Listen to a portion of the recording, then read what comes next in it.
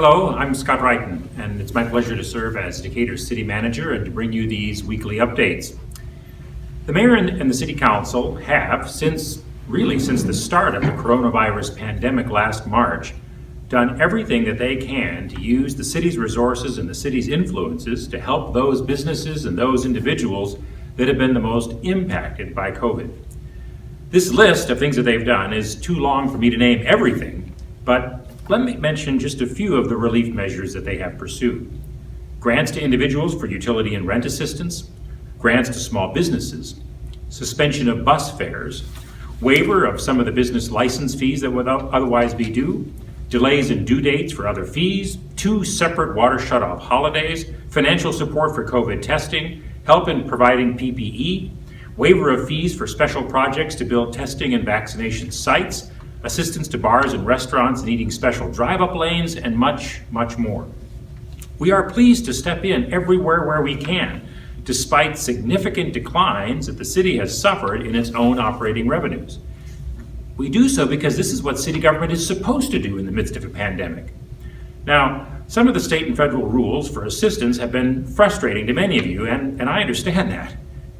We don't make some of those rules, but our city staff does stand ready to help people and businesses navigate that paperwork process.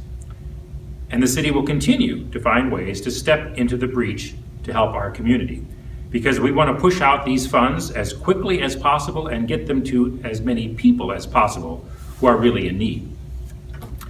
But now, our state and national leaders on both sides of the political divide have reached something of a turning point. They are coming to realize that completely shutting down the economy and isolating people at home indefinitely is not a viable strategy.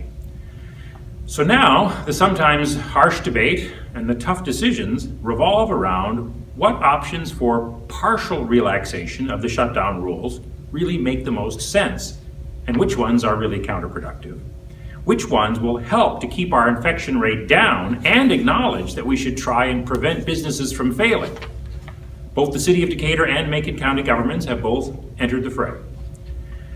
While we did not see an increase in the rate of infection as a result of Thanksgiving holiday gatherings, we have seen an increase due to Christmas and New Year's period holiday gatherings. Our regions, that's Region 6, positivity rate has crept up to 9.2%, and the Macon County positivity rate has crept up to 8.0%. Now, Macon County's number is lower than most adjacent counties, likely because of our restrictions, but both of these numbers, both the county and the regional numbers, are higher than they were before Christmas.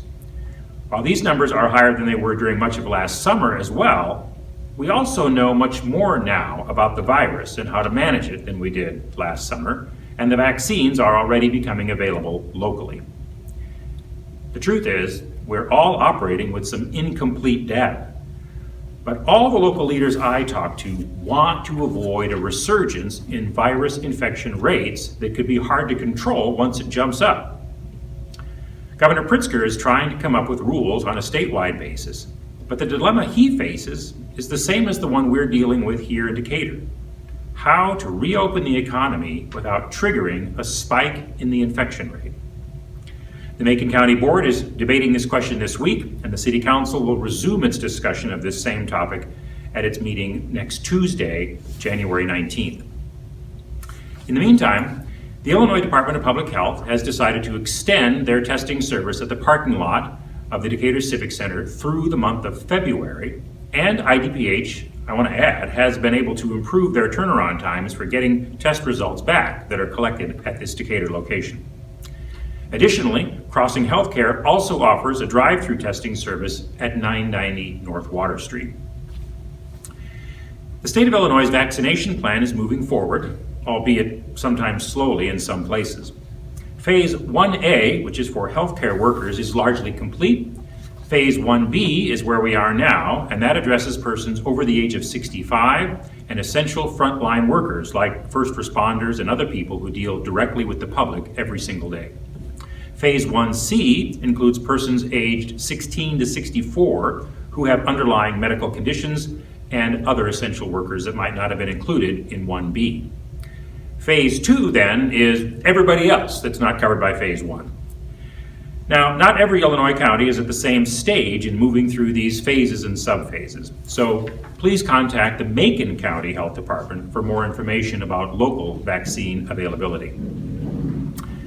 A decision will be made around January 15th as to whether Region 6, our region, can move out of the state's mandated Tier 3 mitigations. Whether or not that happens, we encourage you to be vigilant and protect yourself and others from infection. Make wise choices about where you go and how you interact with others.